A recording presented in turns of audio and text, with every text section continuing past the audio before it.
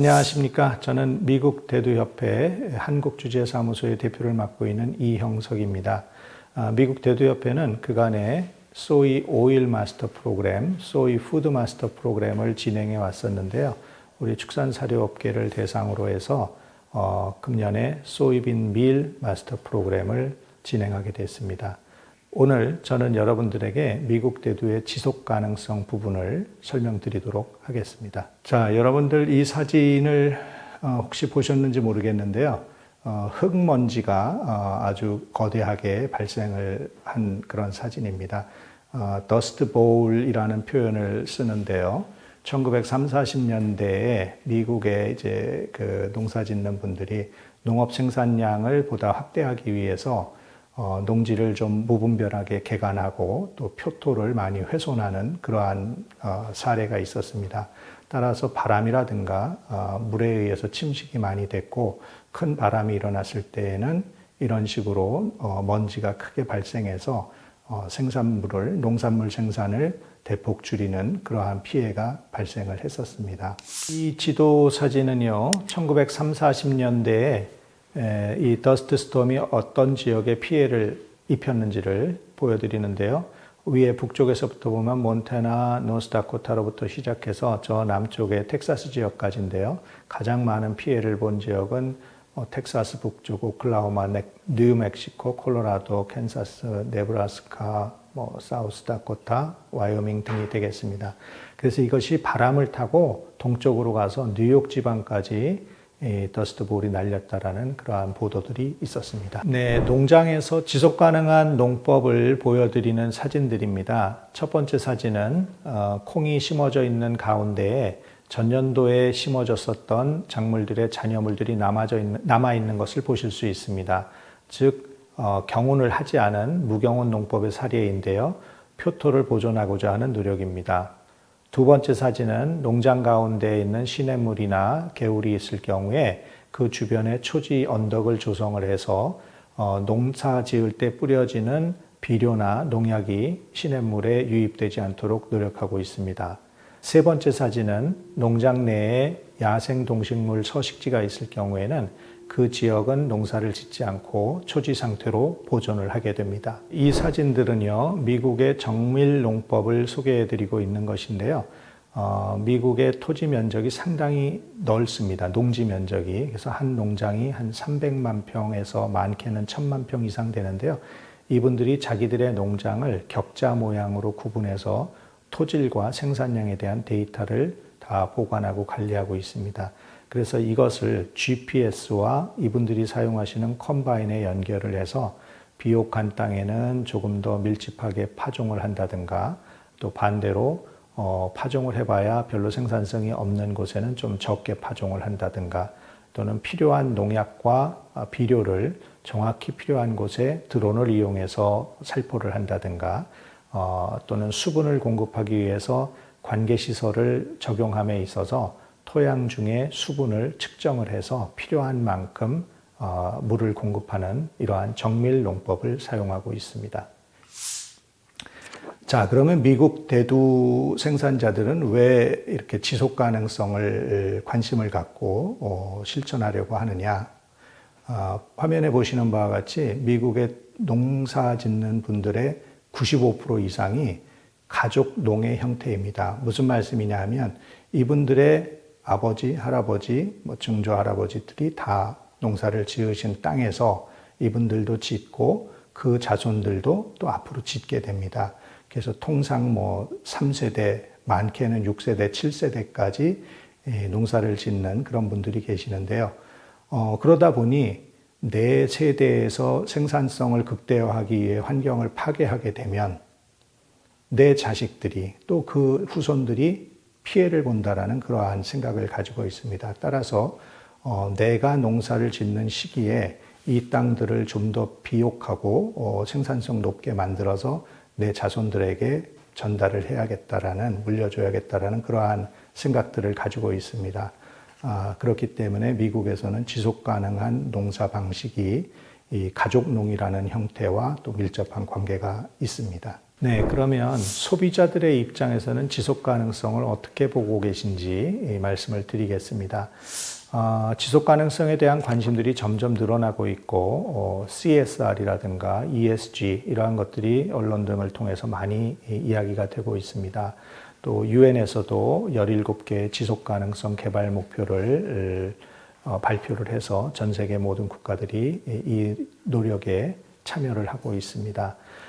저희가 2015년과 2020년에 가정주부분들을 대상으로 지속가능성에 대한 서베이를 해봤는데요. 그 결과 지속가능성에 대해서 알고 있다, 들어봤다 하는 분들이 한 55%에서 65%로 늘었습니다. 그리고 지속가능성이 필요하다라고 답변을 해주신 분들이 72%에서 85% 정도로 늘었습니다.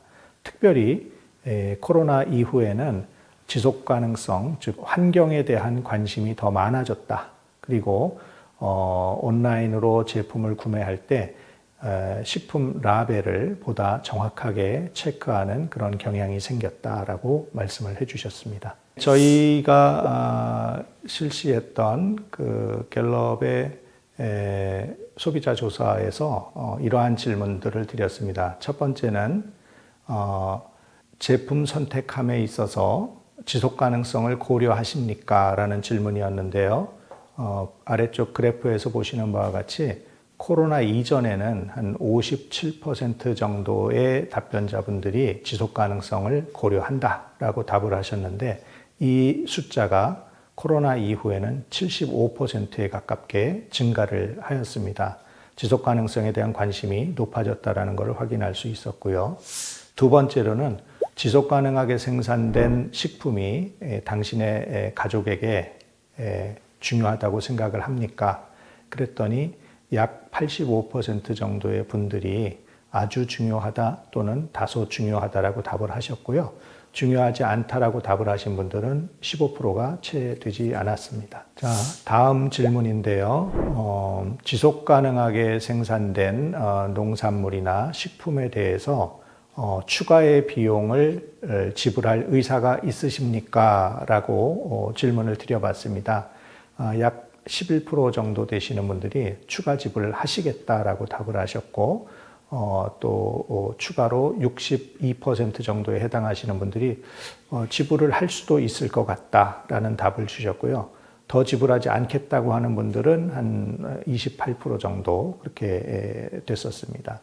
그래서 저희가 한번 구체적으로 여쭤봤습니다. 다음 제품들에 대해서 지속 가능하게 생산된 특히 콩식품의 가격을 얼마나 더 지불하실 의향이 있습니까? 하고 물어봤더니 식용유에 대해서는 현재 4,100원, 지금 이제 현재 상황하고는 이 서베이를 했던 시기와 차이가 있어서 금액이 좀 다소 다를 수는 있겠습니다만 그 비율을 봐주시면 좋겠습니다.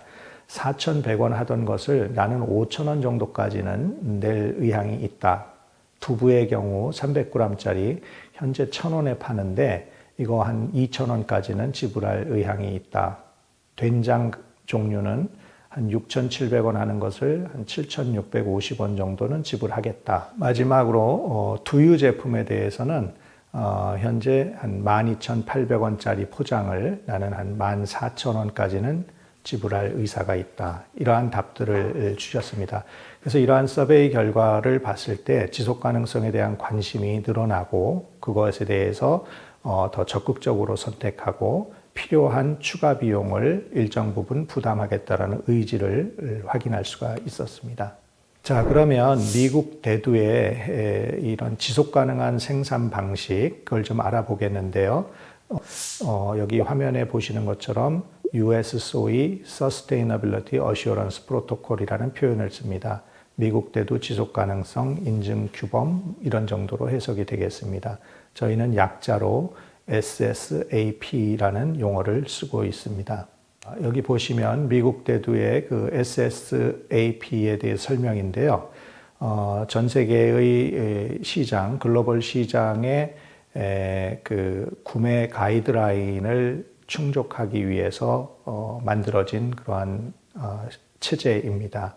그래서 네 가지의 주요 지침을 가지고 있는데요. 이것은 총량 기준의 관리 방식입니다. 무슨 말씀이냐면 생산량, 또 소비량, 또 이런 부분들을 계산하면 수출량이 나오게 되고, 그러면 각각의 부분에 대해서, 특히 수출되는 부분에 대해서 총량적으로 관리가 가능하다는 거죠. 즉 100을 생산해서 미국 내에서 70을 썼다면 30만큼이 수출이 돼야 되는데, 이것이 40, 50이 되면 뭔가 잘못됐다는 걸 알 수 있겠죠.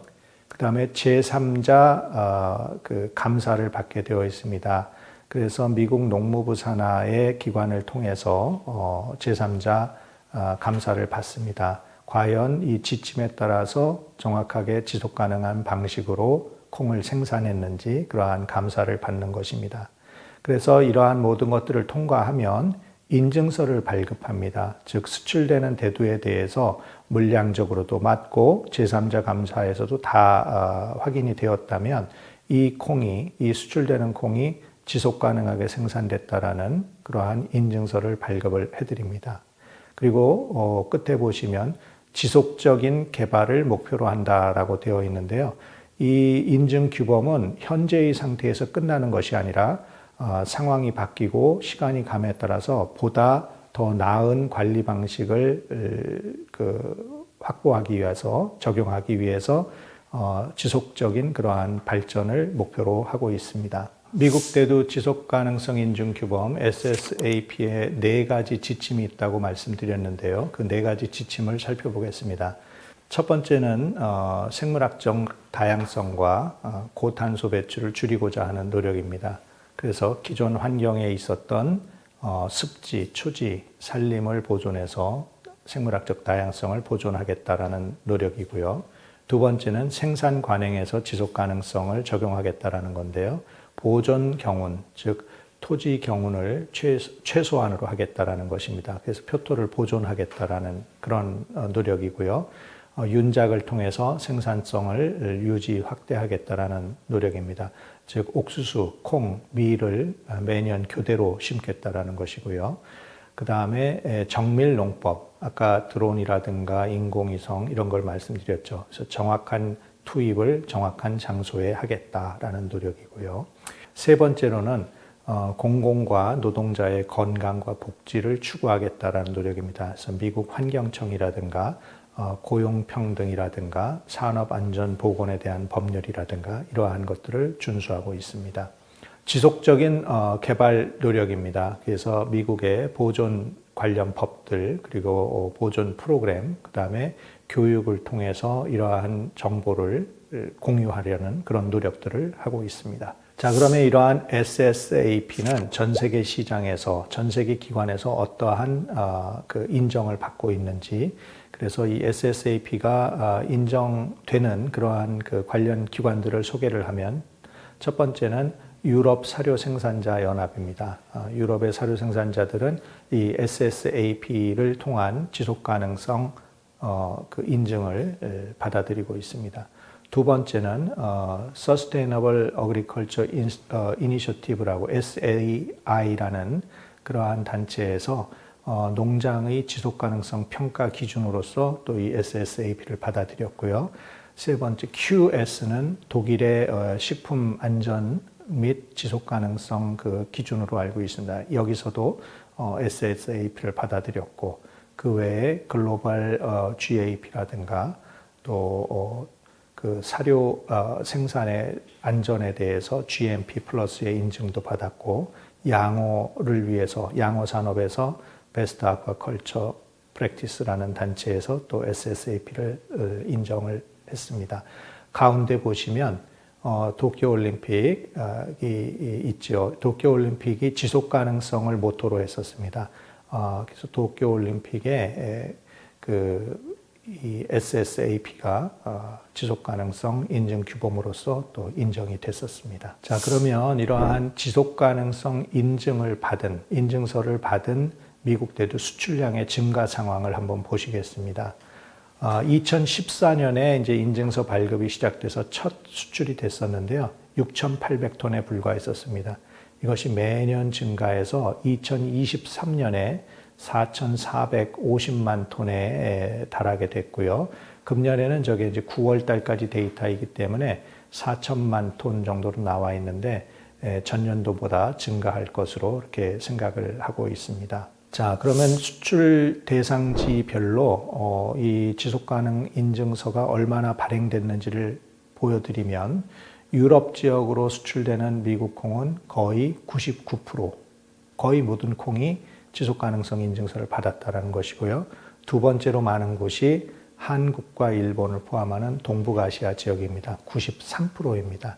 그 밖의 지역은 이제 저희보다는 좀 적지만 60%대, 30%대를 차지하면서 점점 늘어나고 있습니다.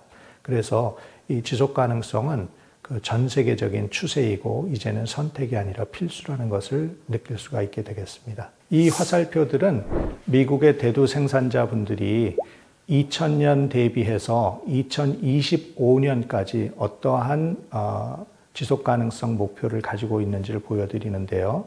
첫 번째로는 경작지 사용을 10% 줄이겠다라는 목표를 가지고 계시고, 두 번째로는 토양 침식을 25% 줄이겠다라는 목표를 가지고 있습니다.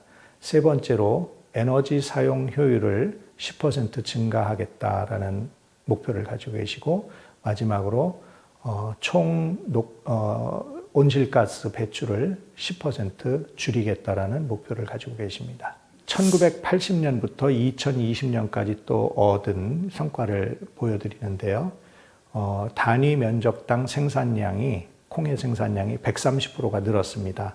그럼에도 불구하고 토지 사용 부분은 48%가 줄었고, 토양 침식 34% 줄었고요. 에너지 사용도 46% 줄였고, 온실가스도 43%를 줄였습니다. 이것은 콩 생산자들만이 아니고요. 미국의 전체 농업 부문인데요. 자, 이분들이 경작지를 줄이고 그만큼 그 이상으로 산림을 늘렸다라는 그러한 내용이 되겠습니다. 그래서 산림이 늘어난 부분이 이제 기간은 1997년부터 2017년이었는데요. 산림이 늘어난 부분이 74만 2천 헥타가 늘었고요. 반면에 경작 면적은 360만 헥타나 줄일 수 있었습니다. 그럼에도 불구하고 아까 말씀드린 대로 콩은 생산성이 더욱 늘어났었던 것이죠. 이상으로 미국 대두 지속 가능성에 대한 말씀을 드렸는데요. 혹시 궁금하신 사항이 있으시면 저희 사무실로 질문을 해주시면 고맙겠습니다. 경청해 주셔서 감사합니다.